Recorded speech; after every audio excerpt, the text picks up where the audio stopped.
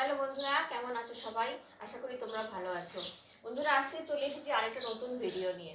আচ্ছা, তোমরা তো বাড়িতে অনেকেই মোবাইল দেখে দেখে অনেকেই আসন করো, কিন্তু আসনটা ঠিকঠাক প্রপার হচ্ছে কিনা, বা যারা বিগিনার তারা ঠিক করে আসনটা করতে পারছো কিনা সেটা কিন্তু নিজেরা কিন্তু অনেকেই বুঝতে পারে না। বা ফাইনাল যে আসনের পশ্চার সেটা ঠিক করে হচ্ছে কিনা। তো আসনের পশ্চার যদি ঠিক করে না হয় তাহলে কিন্তু সেটার বেনিফিট তোমরা একদমই পাবে না। তো আজকে আমি তোমাদের সেটাই দেখাবো যে তোমরা আসন করার পর কী করে বুঝবে যে তোমার আসনটা ঠিকঠাক করে করতে পারছো কিনা, কিংবা যারা বিগিনার তারা আসনটা যদি ওই পশ্চারে ফাইনাল পশ্চারে না আসে তাহলে কেমন করে সেই পশ্চারটা করবে। তো চলো শুরু করি ভিডিওটা। নমস্কার বন্ধুরা, আমি তোমাদের যোগা ইনস্ট্রাক্টর মধু। চলো বন্ধুরা, আমি তোমাদের আজকে দেখাবো যে তোমরা আসনের পশ্চারটা কি করে বুঝতে পারবে, আসনের পশ্চারে কি কি নিয়ম আছে সেটাও তোমাদেরকে বলবো। আর যারা বিগিনার তারা যদি ফাইনাল পশ্চার করতে না পারো তাহলে তোমরা এই পশ্চারটা কিভাবে করবে সেটাই দেখে নাও। প্রথমে শুরু করছি পদহস্তাসন দিয়ে, মানে মাথাটা হচ্ছে পায়ের হাঁটুতে ঠেকাতে হবে। প্রথমে আমি ফাইনাল পশ্চারটা দেখাচ্ছি। ফাইনাল পশ্চারটা দেখে নিয়ে তোমরা দেখবে যে যারা বিগিনার তারা সেই পশ্চারটা করতে পারছো কিনা। যদি না পারো তাহলে কেমন করে করবে সেটা আমি পরে বলছি। দেখো, পদহস্তাসন মানে হাতটা উপরে ওঠাতে হবে, ইনহেল করতে হবে এবং এক্সিলেশন করে তোমাকে হাতটা একদম পায়ের পাশে রাখতে পারো কিংবা পায়ের পেছন দিকে রাখতে পারো, যেটা সুবিধা হয়। পায়ের পাশে আমি রাখছি, মাথাটা ঠাকাবো হাঁটুতে। খেয়াল রাখবে যে পায়ের হাঁটু যাতে না ভাঙে। এবার এই ফাইনাল পশ্চারটা যদি তুমি করতে না পারো তাহলে তুমি যেভাবে করবে সেটা এখন দেখো। ফাইনাল পশ্চারটা যারা করতে পারে না তারা কি করবে, তারা দুটো পায়ের মাঝে একটু গ্যাপ দিয়ে দেবে, গ্যাপ দিয়ে দাঁড়াবে। তো গ্যাপ দিয়ে দাঁড়ানোর পরে হাতটা এরকম করে বন্ধ করে দেবে। বন্ধ করে হাতটাকে উপর দিকে তোলো, তুলে ইনহেল করো এবং এক্সহেল করতে করতে হাতটাকে এইখানে রাখো, দুটো পায়ে মাঝখানে রাখো, দিয়ে মাথাটাকে নিচু করে রাখো।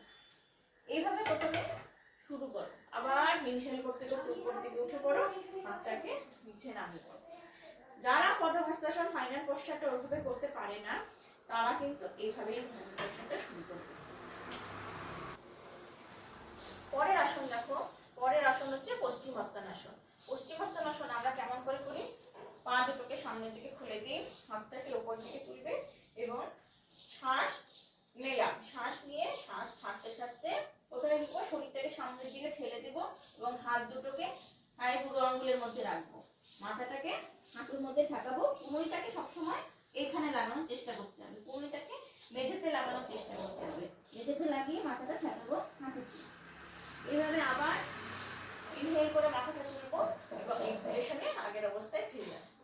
এটা হচ্ছে ফাইনাল পশ্চার। এইভাবে যারা করতে পারে না তারা হচ্ছে হাতটা উপরে তুলবে, আবার শরীরটাকে একটু সামনের দিকে ঝোঁকাবে এবং হাতটাকে এইভাবে রেখে মাথাটাকে নিচু করে রাখবে। যদি এতটা পারে এতটা করবে, এতটা পারলে এতটা করবে, যতটুকু মাথা ঝোঁকানো যায় তোমরা সেটুকুই মাথা ঝোঁকাবে, জবরদস্তি করে ঠেলে চলবে না। এইভাবে যখন অভ্যাস করতে করতে যখন আমাদের এই মাসেলগুলো রিল্যাক্স হয়ে যাবে তখন তুমি মাথা কিন্তু বাঁধলে হাঁটুতে ঠেকাতে পারবে।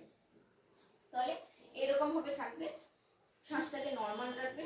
আবার যখন কিছুক্ষণ থাকার পরে আবার শ্বাস নিতে নিতে উপরে উঠবে, আবার হাতটা আসন করবো ত্রিকোণাসন। ত্রিকোণাসন কেমন করে করবে প্রপার সেটা তুমি দেখো। ত্রিকোণাসন করার সময় আমরা ফাইনাল পোস্টারটা করি, দুটো পায়ের মাঝখানে এরকম একটা গ্যাপ দিই, মোটামুটি একটা গ্যাপ। গ্যাপটা ডিপেন্ড করে তোমার হাইটের উপরে। গ্যাপটা দেওয়ার পরে হাতটাকে একদম শোল্ডার লেভেল পর্যন্ত সোজা রাখি। শোল্ডার লেভেল অবধি সোজা রাখার পরে আস্তে আস্তে এক কাত হয়ে আমরা হাতটা কোথায় রাখি, পায়ে পাতায়। আর তাকাবো কোথায়, তাকাবো হচ্ছে হাতের পামের দিকে। দেখবে দুটো হাত একদম বরাবর সোজা আছে। যদি তোমার দুটো হাত সোজা থাকে তাহলে তোমার পশ্চার ঠিক আছে। অনেকে যে এরকম ঝুঁকে পড়ে, এরকম ঝোঁকা যাবে না, এরকম সোজা রাখতে হবে। এটা তোমার ফাইনাল পশ্চার। আবার হাতটাকে সোজা করে আবার এই পাশে নেমে যাই, আবার উল্টো দিকে হাতে পামের দিকে তাকাবো। এই পশ্চারটা যারা করতে পারে না তারা যেটা করবে, মানে বিজ্ঞানাররা যারা করবে, আবার দু পায়ের মধ্যে এরকম গ্যাপ দেবে, মোটামুটি একটা গ্যাপ দিলেই হবে। হাতটাকে একদম শোল্ডার লেভেল অবধি সোজা রাখার চেষ্টা করতে হবে এবং এইরকম ভাবে থাকতে পারো। তোমরা এইরকম ভাবে থাকতে পারো। হাতটা যদি পায়ের পাতার মধ্যে না থাকে তাহলে তুমি এই অবস্থাতে থাকতে পারো।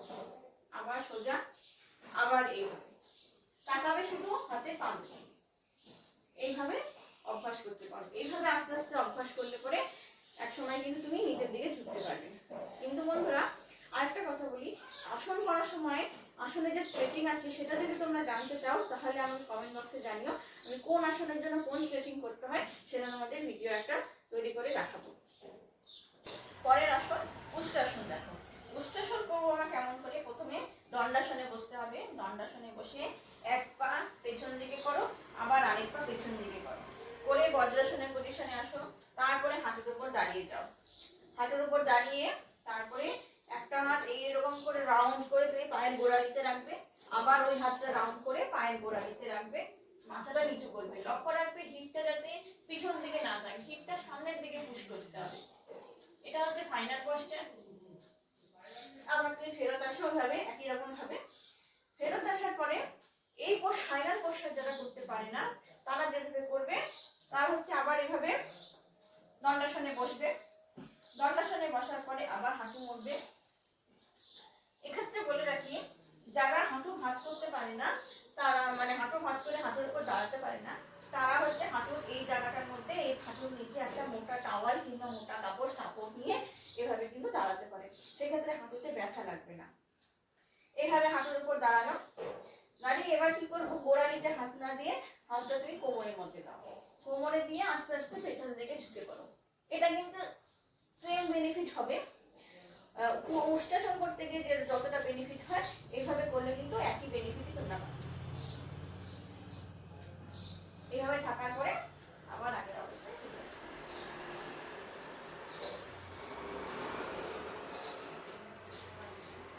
বন্ধুরা এই কটা আসন তোমরা বাড়িতে প্র্যাকটিস করো।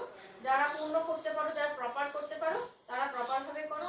কিন্তু যদি তোমার আসনের অ্যালাইনমেন্ট ঠিক না থাকে, আসনের পশ্চাৎ ঠিক না থাকে, তাহলে কিন্তু সেই আসন করে কোনো বেনিফিট পাওয়া যায় না। সুতরাং আসন করার আগে আসনটা কিভাবে করতে হয় সেটা ভালো করে বুঝে নিতে হবে, তারপরে দেখতে হবে তোমার ফাইনাল পশ্চাৎ ঠিক আছে কিনা। আর ব্যথা লাগছে, ব্যথা আমারও লাগে, কিন্তু তোমাকে সেই ব্যথাটা যাতে মানে বুঝতে না পারো তার জন্য কি হয়, ব্রিথিংটা তোমাকে ঠিক করে করতে হবে। ব্রিথিং ঠিক করে না করলেও কিন্তু সেই আসনের উপকারিতা পাওয়া যায় না।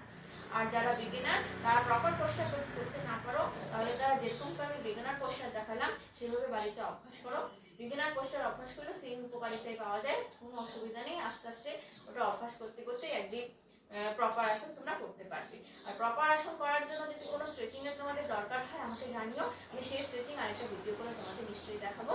তো ভিডিওটা এই পর্যন্তই, আবার একটা নতুন ভিডিও নিয়ে ভালো থাকবেন, সুস্থ থাকবেন।